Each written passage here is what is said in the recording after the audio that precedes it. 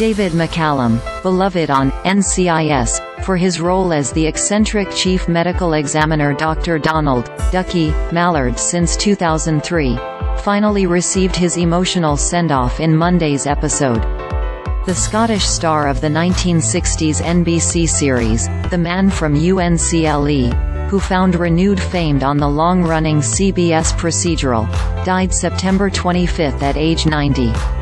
The tribute for the last original NCIS cast member, affected by the production delays caused by the Hollywood strikes, was fittingly co-written by Brian Dietzen, who portrayed Ducky's protégé Dr. Jimmy Palmer for 2 decades.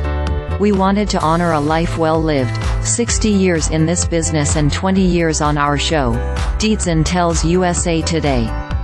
"This allows fans to grieve with us. We've all experienced this loss." Dietzen spoke at McCallum's January memorial service in New York City and has been in frequent contact with his wife of 56 years, Katherine Carpenter. "Both his TV family and his real family are feeling pain and grief right now," says Dietzen. "The small comfort all of us can take is David was 90 and lived so many lives to the fullest within those 90 years. He took advantage of every last breath."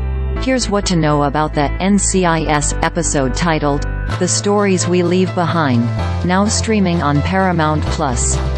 Even though Ducky dies in the episode, it was crucial to have one more NCIS success for the dedicated medical examiner. "The best way of honoring Ducky was to have him solve one last case with the team," says Dietzen. "Even posthumously, he's the one that cracks the case." Using the detailed notes that Ducky had kept hidden, the NCIS team exonerates a veteran who wrongly received a dishonorable discharge. "It links to the themes of loss, and what we leave behind when we pass away," says Dietzen. "The stories we leave our loved ones are so important."